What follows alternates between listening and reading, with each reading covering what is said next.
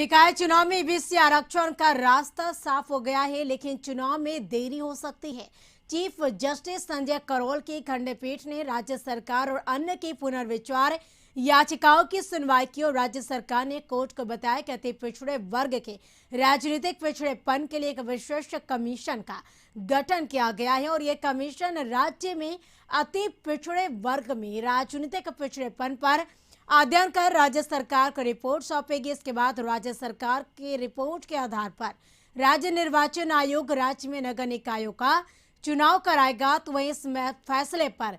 BJP सांसद सुशील मोदी ने तंज कसा है। नीतीश कुमार को लेकर कहा है कि नीतीश कुमार को मुंह की खानी पड़ी, उन्हें कोर्ट के सामने आत्मसमर्पण करना पड़ा। सुशील मोदी ने कहा कि नीतीश बिहार की जनता से माफी मांगे।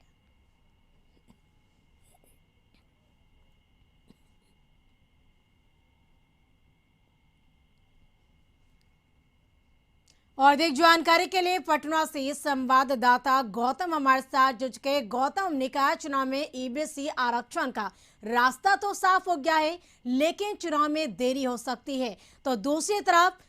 वार पलटवार का भी दौर जारी कह सकते हैं, क्योंकि जिस तरीके से सुशील मोदी का बयान सामने आ रहा है, उनका कहना है कि नीतीश कुमार बिहार की जनता से माफी मांगे। और देखिए, राजनीति इस विषय पर तो जिस तरह से चल रही थी, पक्ष और विपक्ष के बीच में एक तरह से यात्रा शुरू हो चुका था, धरना प्रदर्शन शुरू हो चुका था, क्योंकि अभी जो कहा जा सकता है कि एक दिन पहले जो कहा जा सकता है कि बीजेपी ने जो प्रोटेस्ट किया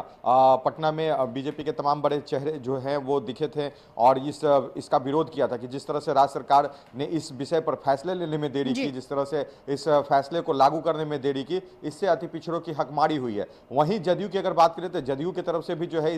इस विषय को लेकर जो कहा जा सकता है कि बीजेपी पे आरोप लगाए और बीजेपी पर यह कहा गया कि केंद्र सरकार जो है बीजेपी केंद्र में है और बीजेपी लगातार इन विषयों पर काम कर रही है जिससे आरक्षण खत्म हो। केंद्र के कई ऐसे फैसले हैं जो आरक्षण को खत्म करने के लिए कार्य कर रहे हैं। तो तमाम जो कहा जाता है कि दलों की तरफ से अपने तरफ से जो है अति पिछड़ों को हितैषी बताया जा रहा है, मगर अब जो फैसला हुआ है, राज्य सरकार ने इस पर जो सहमति दे दी है और जो कहा जाता है कि आयोग का गठन हो चुका है। जो सुप्रीम कोर्ट के गाइडलाइन के अनुसार आयोग का गठन की बात कही जा रही थी, उस आयोग का गठन कर दिया गया। नवीन कुमार आर्या जो है इसके अध्यक्ष बनाए गए हैं और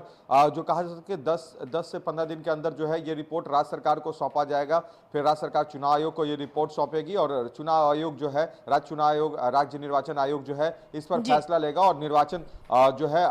निकाय चुनाव का कब होगा इस पर तिथि जारी हो सकती है। यानी बहुत ही अब ये जो जल्द जो फैसला होना है ये हो जाएगा कि नगर निकाय का चुनाव फिर से कब हो, क्योंकि देखिए कार्यकाल जो जून में ही खत्म हो चुका है, उसके बाद दिसंबर तक इस पूरे चुनाव को पूरा करा लेना था। मगर जो अब सुप्रीम कोर्ट का जो फैसला आया और उसके बाद जो इस चुनाव पर रोक लग गई, उससे कहीं ना कहीं जो कहा जाता है कि कुछ कार्य ऐसे बाधित हो रहे थे जो जनता से जुड़े हुए विषय थे। राज्य सरकार भी जो है इसको लेकर गंभीर थी और लगातार इन विषयों पर सुप्रीम कोर्ट में भी जाने का जो वो उनका जो फैसला था उस पर भी बात हो रही थी, मगर जिस तरह से कोर्ट में उनका पक्ष रखा गया और आखिरी में जो इस विषय पर फैसला और सहमति बनी। बिल्कुल गौतम, इसको लेकर विशेष कमीशन का गठन भी किया गया है, तो यानी इंतजार अब करना होगा कमीशन की रिपोर्ट का। जी, अब कमीशन की रिपोर्ट 10 से 15 दिन में आ जाएगी और अति पिछड़ों को राजनीतिक आरक्षण कितना मिलेगा इस पर जो है अनुशंसा कर राज्य सरकार को दे दिया जाएगा। राज्य सरकार जो है इसे चुनाव आयोग राज्य निर्वाचन आयोग को देगा और उसके बाद जो है निर्वाचन आयोग इस पर जो कोर्ट का जो आदेश है, निर्देश है, उसके अनुसार कार्रवाई करते हुए जो है इस पर चुनाव की तिथि घोषित करेगी। देखिए, यही विषय जो था, अति पिछड़ों को जो है आरक्षण नहीं मिला था, जिस कारण से इस मामले में जो है रोक लगाई गई थी। कोर्ट की तरफ से ये कहा गया था कि जो अन्य जो समुदाय के लोगों को जो आरक्षण मिल रहा है उसे आरक्षण ना देकर सामान्य रूप से जो है निर्वाचन कराया जाए। तो इन तमाम चीजों पर जो कार्रवाई नहीं हुई, राज्य सरकार की तरफ से जो निर्देश जो राज्य सरकार को जो निर्देश दिया गया और चुनाव आयोग को जो गाइडलाइन किया गया सुप्रीम कोर्ट की तरफ से, उसके बाद ये रोक लगी थी। मगर अब देखिए, अब ये बहुत ही जल्द ये मामला जो है सुलझ जाएगा और जो निकाय चुनाव पर प्रतिबंध लगा था और लोगों को लग रहा था कि ये अगर कोर्ट में मामला जाता है और इस पर बहस होती है तो अच्छा खासा समय जो है इसमें बीत जाएगा। मगर अब बिल्कुल गौतम, अब देखना होगा कि कमीशन की रिपोर्ट कब तक सामने आती है। तमाम जानकारी के लिए आपका बेहद शुक्रिया।